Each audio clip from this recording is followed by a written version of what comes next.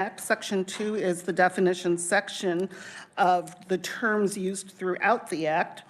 Section 3 requires that if a qualified person reasonably believes that financial exploitation of an eligible adult may have occurred, been attempted, or is being attempted, to promptly report the matter to protective agencies. Section 4 provides immunity from administrative and civil liability to a qualified person who, in good faith and exercising reasonable care, makes a disclosure of information pursuant to Section 3.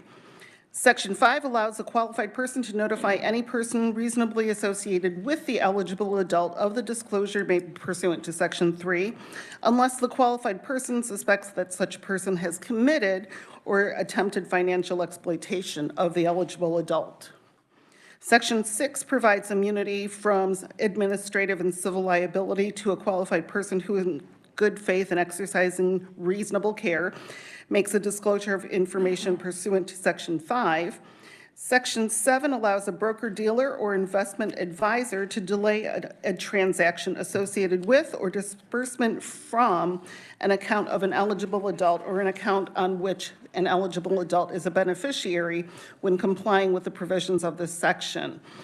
This section also provides procedures for determining how long such a delay may last. Section 8 provides immunity from administrative and civil liability to a qualified person who, in good faith and exercising reasonable care, complies with the provisions of Section 7 regarding a delay of transaction or disbursement.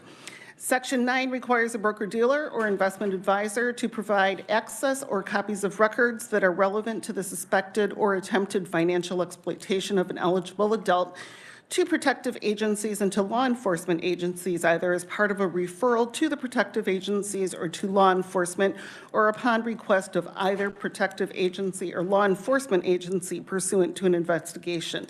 Records made available shall be exempt from the Open Records Act.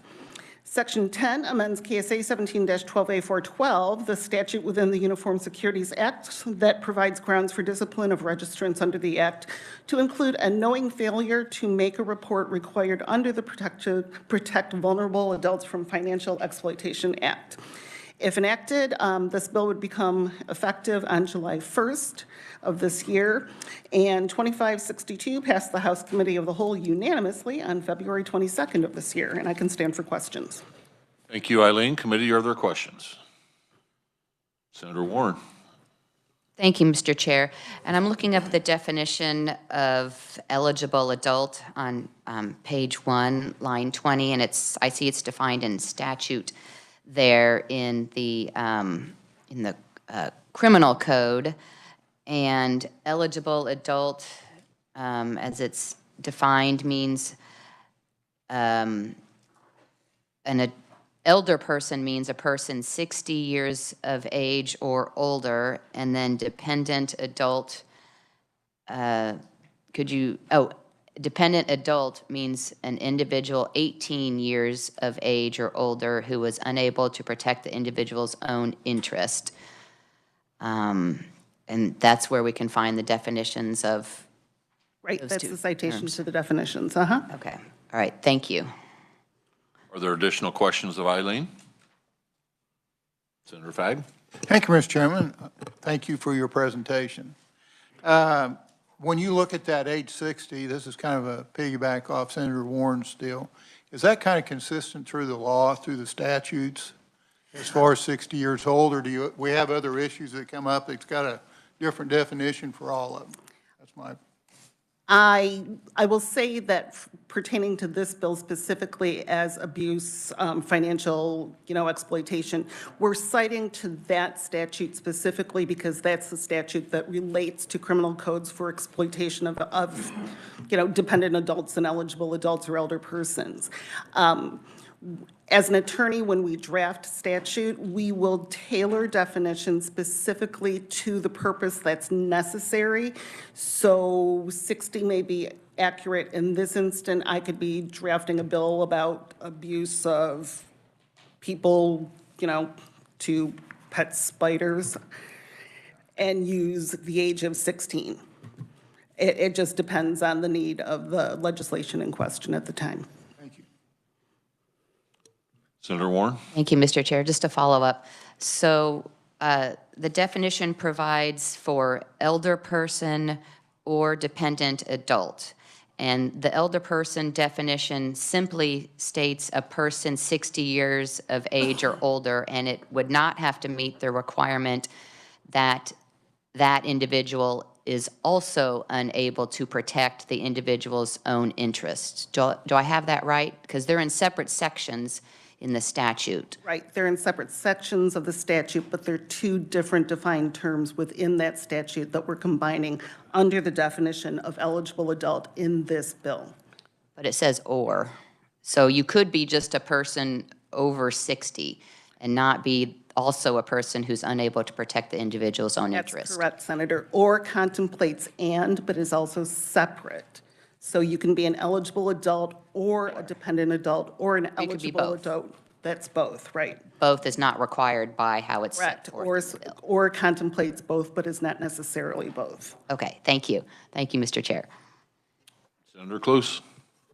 Thank you, Mr. Chairman. So currently, there's no other laws on the books that, it just seems odd that there isn't, but is this directly then to the broker-dealer investment advisor? It seems like there would be something out there, but maybe not. I will say that the department has been attempting to pass a version of this bill for several years because they know of the need there. I will let the conferees address your concerns, your questions specifically. Okay, thank you. Eileen, thank you. I see no other questions. We will now turn our attention to the proponents, and we have 5 of them, so if we could try to limit our testimony to 3 minutes or less. Eric, you're up. Thank you, Mr. Chairman, members of the committee. Eric Turek from the Kansas Insurance Department. We appreciate the opportunity to testify in support of House Bill 2562. This is also known as the Protect Vulnerable Adults from Financial Exploitation Act. This is a model act from the North American Securities Administrators Association, of which the Kansas Department of Insurance is a member of. The model specifically has been, the model or a variation of the model has been enacted in 41 other states to date, including our surrounding states of Missouri, Nebraska, Oklahoma, and Colorado. And the reason why we have brought this forth this year and last year, just 2 years, this is the second year now, is really to protect Kansans and their investments before they are defrauded and before they are financially exploited and don't have any opportunity to recover those funds. As the revisor mentioned, this bill did pass the House 120 to nothing. And I will mention that the department did introduce this bill last year through Senate Bill 62. I know that there was a lot of feedback from the committee and stakeholders alike last year. I believe that we've made those necessary changes to this bill to make it more palatable to Kansas, and I think that the conferees will speak to that as well. Here with me today is Dan Klukas, the Kansas Securities Commissioner. Behind me, to my left and to my right, is our Assistant General Counsel, Clay Johnson. And I will pass along the baton to Clay here shortly. But I did want to clarify that this bill is only pertinent to the elderly and vulnerable adult population. And in addition to some of the concerns about the definition, I can be sure to supply the committee with the applicable definitions in the 41 other states. So just to show that we don't deviate tremendously really from what other states are doing. And certainly with the reference to the definition in Chapter 21, we didn't want to create a new standard there and create different standards of criminal activity. So, and with that, Mr. Chairman, I will pass it off to Clay Johnson, the Assistant General Counsel from the department. Welcome, Clay.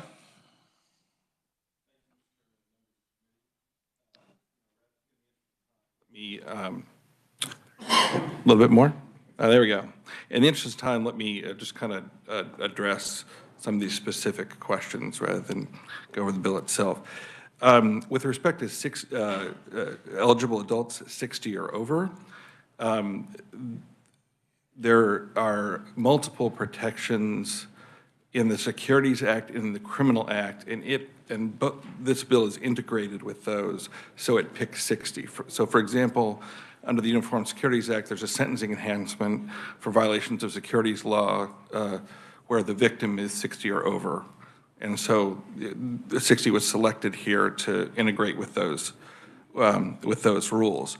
The age 60, it is indeed 60 or over and not 60 or over and unable to protect their own interests, because the bill doesn't focus on the particular characteristics of the victim. These victims aren't, it isn't about the personal characteristics of those victims. It's about the fact that they have a pot of money at that age that is subject to exploitation, and these folks are being targeted very specifically because most of those assets are liquid. So the up-and-comer 35-year-old doesn't have a big 401k. It may have a 401k, but doesn't have assets that are subject to such particular exploitation. Financial exploitation itself is defined in the bill. It's all the things you'd expect. It's abuse of trust relationships, it's undue influence, but the hallmark of all financial exploitation is somebody is acting to benefit themselves rather than the victim or the client. And that has to occur, and there has to be evidence of that in order for the financial professionals to either report or delay. With respect to delay, I know there's some concern about that. I guess the thing that I would really want the committee to remember is that these financial professionals have long-standing relationships with their clients. Over time, they've developed a financial and investment trajectory with their clients, and the type of exploitation targeted in this bill is really targeted to things that interrupt that established trajectory. I need to sell all the stock, put it in cash because I won the Jamaican lottery and I didn't enter it, but I need to pay the taxes on the lottery that I didn't enter in order to get my payout. So that's an interruption of an established trajectory, and these financial professionals are really, they're already all fiduciaries or legally obligated to act in the best interest of their clients. So even with respect to delay, everyone's interest is in making the delay only as long as possible to verify the legitimacy of the requested transaction and to make sure that it's not exploitative. So with that, be happy to stand for questions if you wish. Thank you. I think we'll take questions after we go through all of the proponents, and then we can direct questions to whichever one we want to. Next, we have Chrissy Khatib with Kansas Department of Children and Families.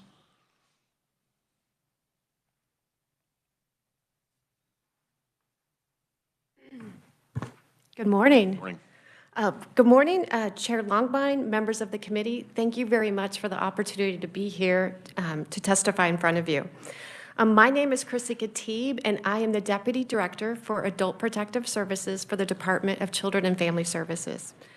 We stand in support, or we're here today to support House Bill 2562, which would require mandated reporting for individuals that are investment advisors, broker-dealers, and those individuals, excuse me, I'm a little bit nervous being here today, so thank you. Those individuals that represent the vulnerable adult. And also this bill allows for a temporary pause of transactions to protect the assets of vulnerable adults. KSA 391433 is our statutes, and it outlines the roles and responsibilities of adult protective services. Our job is to investigate abuse, neglect, and financial exploitation.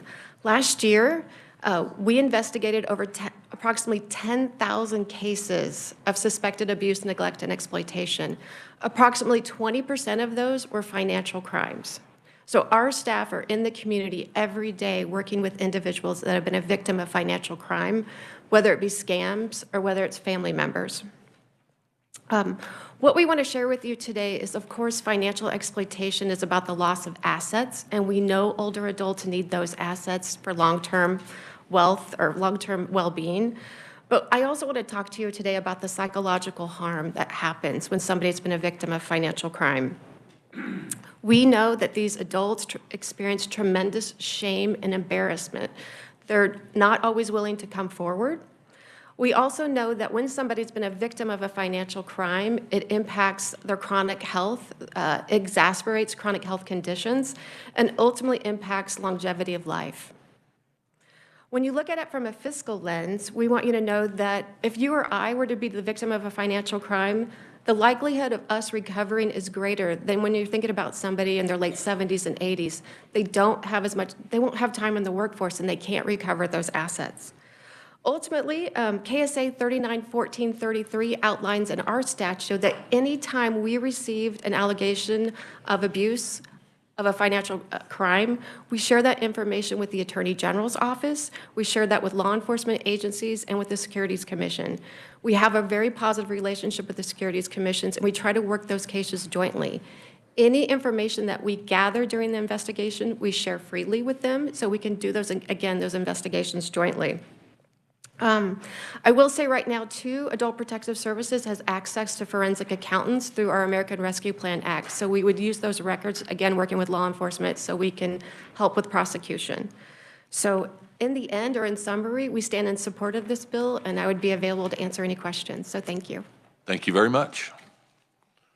Committee, we will now hear from Leslie Anderson, who is Executive Director of the Kansas Association of Area Agencies on Aging and Disabilities. Welcome. Thank you, Mr. Chair. Good morning, Mr. Chair and members of the committee. I am Leslie Anderson. I'm the Executive Director of the Kansas Association of Area Agencies on Aging and Disabilities. You may hear every once in a while the term K4AD. That's us. I'm here on behalf of the Area Agencies on Aging because they serve individuals age 60 and older and their caregivers. And so I'm going to provide just a little bit of the written testimony in summary on our support for House Bill 2562. You know, as we age, sometimes we have physical challenges, sometimes cognitive decline, and sometimes we are socially isolated. All of that increases vulnerability. We don't want to think about it, but it happens. The North American Securities Administrators Association that Eric mentioned stated it's easier to exploit a senior citizen than it is to rob a bank. So older adults are targeted because they own 70% of the invested wealth in the U.S. But the U.S. Department of Justice reports that on average, $3 billion are stolen every year from senior citizens. That's why we're in support of this bill. You know, we make decisions based upon the conditions in which we live. If we have no loved ones or friends that can help us as we age or caution us over questionable transactions, we may find ourselves in situations of financial exploitation and not even think about how in the world that could happen. In Kansas, average retirement spending is an estimated $950,000 per person. This figure is important because if it is stolen, there is a loss to both the retiree and the community without the ability to recover. Protection of an older Kansans investment must be a top priority. And if you want to keep the money in Kansas, you're going to have to pass this bill. The older generation is unique for various reasons, including maintaining a high level of privacy. If it even happens, it may be quite a while before financial exploitation is discovered because it is embarrassing and common for the victim to inappropriately blame themselves. This bill offers checks and balances as a layer of protection. Too often, scams of every type steal from older adults, and Kansas has the opportunity to reduce financial exploitation of an older adult by passing House Bill 2562. Thank you for allowing me to testify on this bill, and I'll stand for questions at the appropriate time. Leslie, thank you very much. We will now turn our attention to Travis Fireholtz with the representing the National Association of Insurance and Financial Advisors. Welcome, Travis. Thank you, Mr. Chair, members of the committee. My name is Travis Garholtz. I'm appearing before you this morning on NAFA Kansas, the National Association of Insurers and Financial Advisors. the Kansas affiliate of that national association. We represent hundreds of insurance agents and financial advisors within the state. We appreciate the opportunity to stand before you this morning to provide support for House Bill 2562.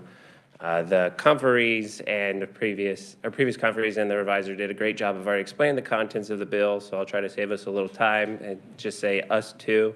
The one thing that I will point out to again is that it does add a tool to the toolbox for our agents to help stop the financial exploitation of the elderly and those vulnerable adults.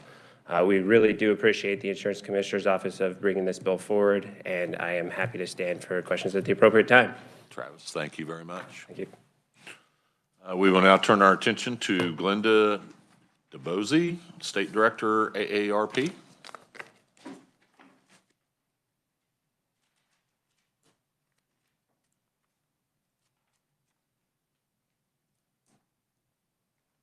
Thank you. Good morning, Chairman Longbine and members of the committee. I'm Glenda DuBois, and I am the State Director for AARP Kansas.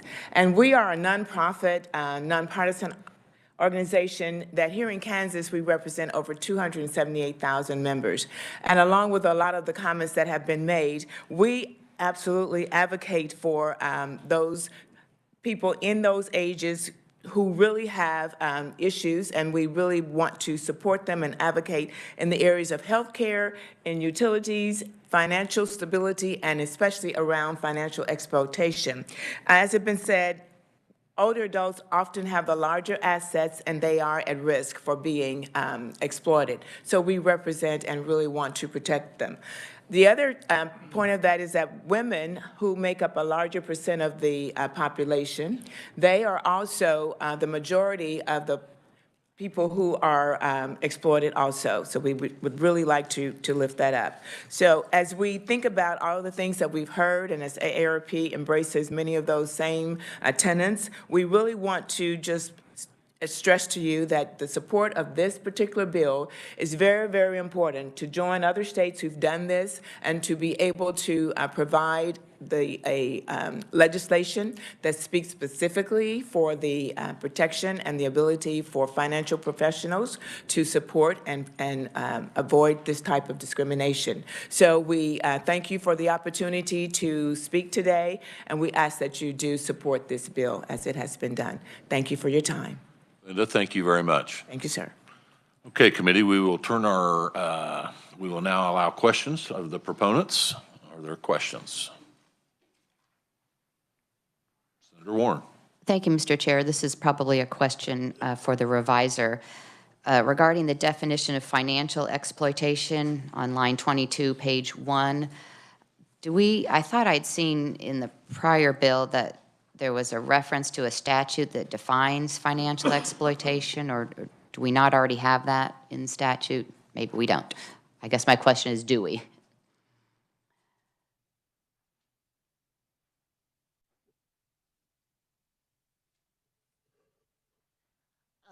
Thank you, Mr. Chair. I would have to let you know if there are other definitions for this, but I think based on the conferee's testimony, they probably used that definition to harmonize with other statutes in the Securities Act to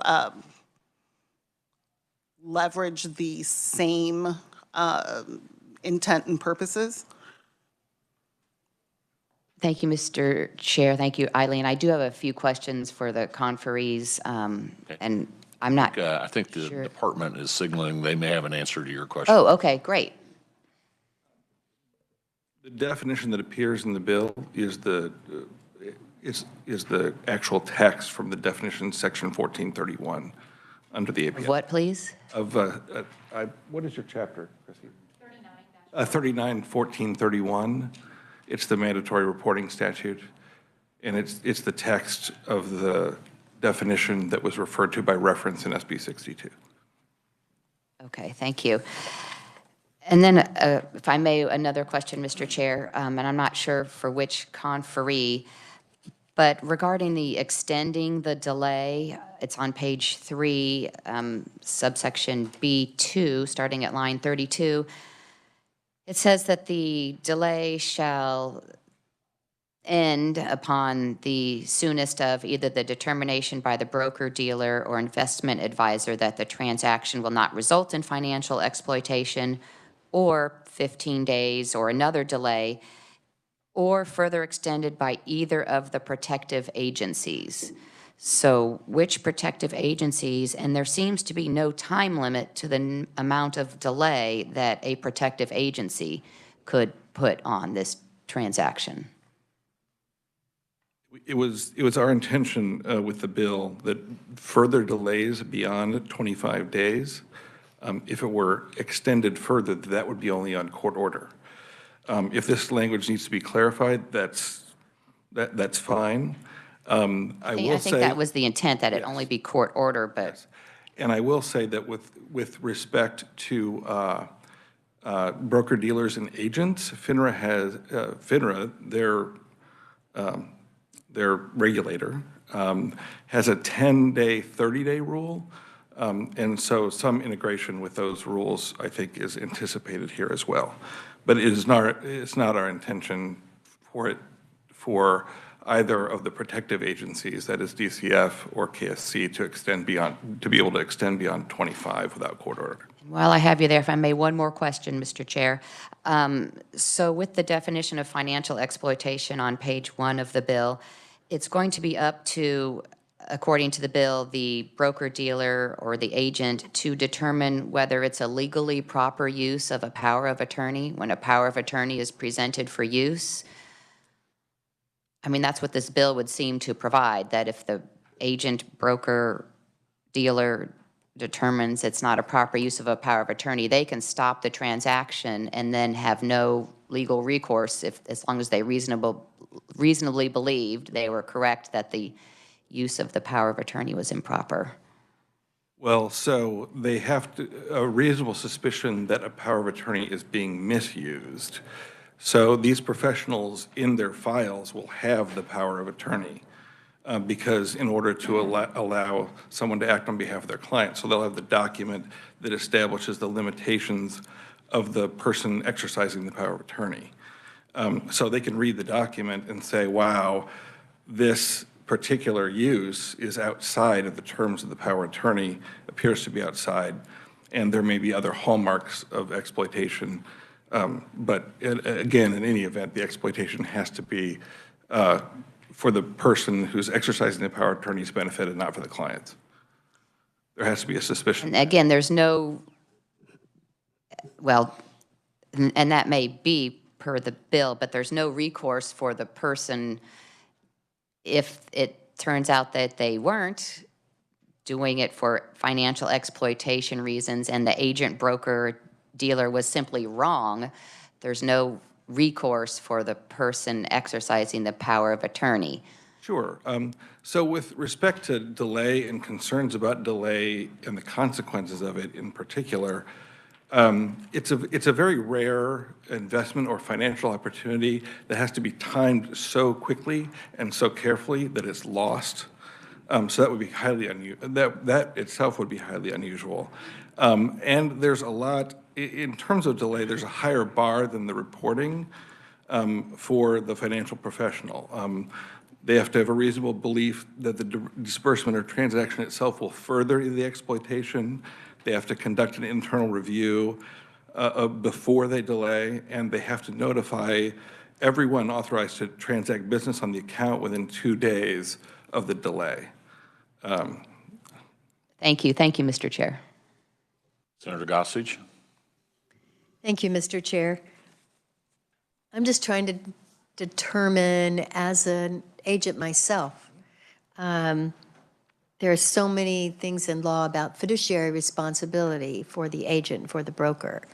And oftentimes I see more than not that it's a disreputable agent who might be writing something that's inappropriate for the client or convincing the client to do something. That's separate law, correct? Yes, that's separate law. So with respect to, at least under the Kansas Uniform Securities Act, with respect to our registrants, there are built-in rules that we, apply every day, particularly with respect to investment suitability. Let's say that I am sitting with the client and the power of attorney, and it's obvious that the client is not capable of making those decisions. And the power of attorney is. My recourse now would be to, currently, would be to report that to the department that I have a concern, Right. right? That's So correct. what would happen currently without this law? Well, so without this law, the department's jurisdiction is limited to violations of the Securities Act itself. So if there were some concern about suitability of an investment being recommended by a registrant, then that would be what we do. As we've consulted with other states and with FINRA and some in industry, in the 41 states that have enacted this, it turns out that about 85% of reported financial exploitation doesn't involve a securities violation.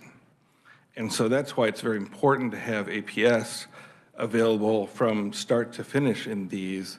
And there are other safeguards in the bill, in the updated bill. For example, it encourages financial professionals to notify other related people of the of the actual report of financial exploitation to encourage the situation to be resolved quickly. Does that address? So then, currently, if this is reported, nothing happens. That's correct.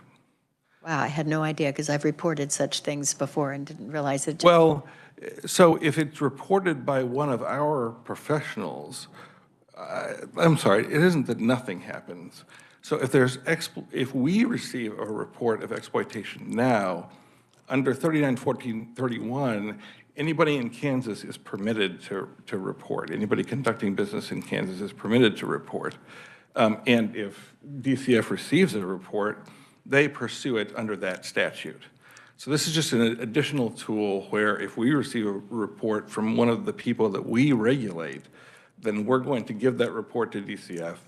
The report's mandated, but frankly, the ability to delay the transaction is really one of the hallmarks of this bill, because in practice, once the money leaves, it's gone forever.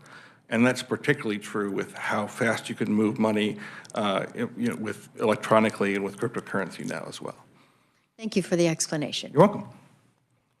Senator Warren? Thank you, Mr. Chair. Just one final question. So if this were to get to a court, then the vulnerable adult has to prove, no, I'm not being exploited, please release my money? I mean, it doesn't really say what the standard is for the court to delay or release, or? Yeah, there's no particular standard. Then how do you know what you're supposed to prove in court? Well, because there are, you have definitions in the Act, and courts themselves have traditional tools of equitable jurisdiction and declaratory jurisdiction that they can, I know, but they have to be looking at elements and, but anyway, it just strikes me that based on the petition of either of the protective agencies, I guess the protective agency would say, well, we reasonably believe that there's exploitation going on here, and then the vulnerable adult would have to hire an attorney and prove, no, I'm not being exploited, kind of prove a negative. So in our discussions with other jurisdictions that have done this, these just don't get that far. I'd be very happy to find an example of a delay that went so far that that was required, and I'd be glad to. Thank you. Thank you, Mr. Chair. Okay, committee, are there additional questions? Senator Fagg? Thank you, Mr. Chairman. On that new section 3, it talks report the matter to protective agencies. So my question is, who's under the definition of protective agencies? Yes, that's defined in section 1, subsection J. Protective agencies means the commissioner, that is the Securities Commissioner, and the Kansas Department for Children and Families. Thank you. That's a new definition. Okay. Thank you, sir. We appreciate it. Thank you. Committee, I'll turn your attention to proponent written-only testimony from Andrew Guggenheim, David Wolf, Joseph Pfeiffer. There is no other proponent, opponent, or neutral testimony that has been submitted at this time. We will now close the hearing on House Bill 2562, and we will open the hearing on 2577. And Eileen, can you give us an update or overview?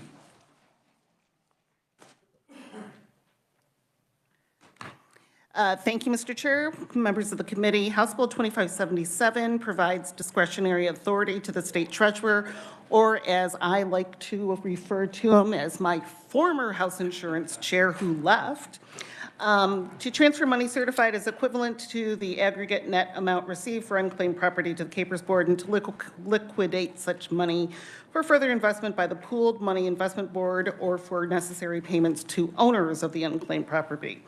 So House Bill 2577, as I said, grants the state treasurer discretion to transfer money that the treasurer certifies as being equivalent to the aggregate net amount received for unclaimed property to the Capers Board of Trustees and to liquidate such monies for further investment by the PMIB or for necessary payments to owners of unclaimed property. Under current law, the state treasurer is required to certify and transfer those monies to Capers for investment by the Board of Trustees. During floor action, the House Committee of the Whole amended the bill to make the bill's effective date the Kansas Register, and the bill passed the House Committee of the Whole on a vote of 119 to 1, and I can stand for questions. Eileen, thank you. Are there questions, committee? I see none. Thank you. We will now turn our attention to the proponents. We have Stephen Johnson, who is our Kansas State Treasurer. Good to see you, sir. Welcome back. Thank you, Chairman Longbine, Senators. It is good to be with you. Thank you for considering House Bill 2577. I am Stephen Johnson, the State Treasurer, and I can't add to what the reviser explained of the bill. So thanks for the explanation. The two things that we're trying to achieve, and then I'm happy to share other information or history or our projections as they are useful. But when it was originally set up, it allowed the treasurer or directed the treasurer to transfer the unclaimed property funds to Capers for investment. And the two things that we would like to be able to do in addition are, first, to be able to take them back out. It's good to be able to place them, but there's a second part of that transaction that we want to make sure we're able to do. And then secondly, to not have to do the entire sum. So when it was originally set up, there was about $100 million in unclaimed property. At the end of the year, the remaining liability that we have is about $579 million. If we look forward on that, likely there is continued growth. Do we need to continue to hold that entire amount on the sideline to meet that liability is a question we may continue to address with the legislature. But not having to place all of that in the market at a point in time or at all is one of the things that we would look at. Currently, with short-term rates, our overnight rate is getting 5.26 on the lowest. Getting that with no risk is actually fairly attractive versus placing the entire amount at current market prices. So the ability to look at those things as we make the investment decisions is what we are asking for in this bill. The two things, again, the ability to withdraw should that need to happen to meet either cash needs or payouts from unclaimed property. Appreciate efforts with many legislators to help us return those dollars. And then secondly, to not have to place that entire amount, but to have some flexibility in how that is done. The other changes, if you read through the bill, were good diligence on the part of our House committee members who did some reordering of wording. There's no change in the context, but that is the other wording change that you would see in the bill. Happy to go further if it is useful and stand for questions as directed. Stephen, thank you very much. Committee, are there questions? Senator Warren. Thank you, Mr. Chair. Thank you, Mr. Treasurer, for your testimony today, and thank you for the work you do to return the unclaimed property as best you can to the rightful owners. I know your office works hard on that. And what is the current balance of the amount of unclaimed property that we have here in Kansas? So the liability at the end of the calendar year was $579 million. We were lucky to have some folks help us in the office over the summer who could find other owners of unclaimed property, so that was good. One of them was named Warren. Oh. Yes. Wasn't me, but a Yes, daughter. But correct. thank you for having her in your office to work over the summer. And again, thank you for the work you're doing to return unclaimed property to Kansans. Appreciate that. And Kansans do as well when they find, oh, there's some unclaimed property I can go retrieve from the treasurer's office. So thank you for that. Appreciate it. Thank you, Mr. Chair. Committee, are there additional questions? Senator Fagg? Thank you, Mr. Chairman, and thank you, Mr. Treasurer, for your presentation. If this is in the PMIB right now and it goes to Capers, I guess my question would be, at what point, how long do you have to hold the money in unclaimed properties before it becomes the state's? That is a great question. When the money comes in, it does flow through the general fund. We hold that liability indefinitely. So it goes back to 1979 when the programs were set up. Some of the assets are older than that, but were identified in 79. But those liabilities currently stay on the books. The longer they are there, the less likely they are to be claimed. So of the $579 million that Senator Warren clarified, some of that money will likely never be claimed and will remain as a line item liability on our balance sheet, but realistically will be the state's money. Senator Olson? Thank you, Mr. Chairman. This is something I've looked at every year, getting money back to my constituents, and Tom does a really good job. All over the state, I've gotten money back. I mean, I think one Friday when I was home on a pro forma, I got about $50,000 back to my district in a handful of calls. But probably the biggest challenge I see when you go through the list, because I like to get them in paper, is there's all these $5 ones that have been there forever. And if there's a way somewhere down the road, something the legislature ought to look at is, if it's under 25 and it's been there for 20 years, maybe doing something with that money. Because, you know, you get all them little ones and they just keep adding up. No one ever, just a comment. Thank you. Thank you. Thanks for your work. Committee, additional questions? Mr. Treasurer, I see that the House feels like this bill is extremely important and needs to be enacted very quickly. The Senate, being a more deliberate body, often allows a little more time. Do you have a problem or a preference on whether this goes into effect July 1 or earlier? So thank you for the question. And it's probably no longer as critical. When we were drafting the bill and looking at it initially, having that certainty of the ability to take it out, while we do have the ability to place the funds, I think I received good counsel from a number of other folks throughout the government who suggested make sure you have the round trip ready before you start the journey. And for that reason, we had suggested implementation on publication in the Register so that we could move perhaps before July 1. Right now, our plan is to discuss the asset mix in the May meeting of Capers. With that, the realistic implementation time would be June. And given that, whether it was June or July would no longer be as big an issue as had we perhaps addressed it in our March meeting coming up in a few days. Okay, I appreciate the counsel. Sometimes I have trouble differentiating between whether the House wants an enactment date change or whether the conferees do. So thank you, Mr. Chair. And in this case, it was the conferee's request. All right. Committee, are there additional questions? Senator Fagg. Thank you, Mr. Chairman. As you move it over to Capers and they invest it, a lot of that's going to go into some stocks. It's going to go into different type of assets that might be a little more illiquid. So if we ever hit a point in time where we had a real downfall in the market, you know, are we playing into people's money that has here that might not have a dollar for dollar. You know, we're kind of investing their money is what we're doing. So I'm kind of questioning that. You know, if you're staying PMIB, you know that you're going to get your money back. And you can say, well, over the long run, we're going to get it back on capers. But I just kind of crossed my mind on that. That's taken it to a new level of where we go, and just a thought on that.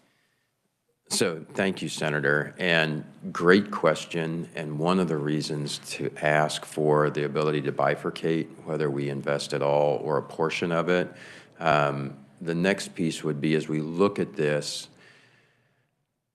is this cash liability a portion that we want to look at, and at what point would it be needed? It is possible. So looking at everything that is there, and in 2016, it was moved to cash, and in 2017, the legislature did use those funds to meet ongoing expenses. It had been invested in 2000, pretty tough decade to be invested, and it happened to work through that time frame, which gives me some confidence. Today, with the ending balance and the rainy day fund and investing less than the full amount of 579, initially we were looking at investing up to 200 million and doing that over time, but enough to have critical mass to get institutional pricing, but still going a little more cautious and leave some on the sidelines should things need to be used, should we go beyond our current belt and suspenders and have to dip into some of those monies. That is the purpose of leaving some in cash. So, but it is that ongoing discussion, and the discussion that we had to try and guide that further included the Division of Budget and legislative research to look at what are our projections, and realistically, can we say this will be there for 5 years to make that first step? As a follow-up, let's say that, and I'm sure there's probably been discussion about once it's been here for X number of years, it should be the state, you know, a 30-year deal. You know, to me, I would think that we've got that money.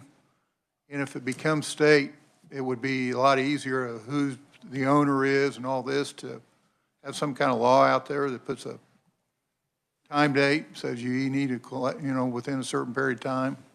Just, has that been discussed before? And would there be a reason not to do that? So thank you, and I do appreciate the logic, and a question that I have asked myself and others as well. So I would say the discussion has been limited, and where I generally find the feet getting a little colder is as we approach that decision and say, am I stepping on property rights to formally escheat that money to the state?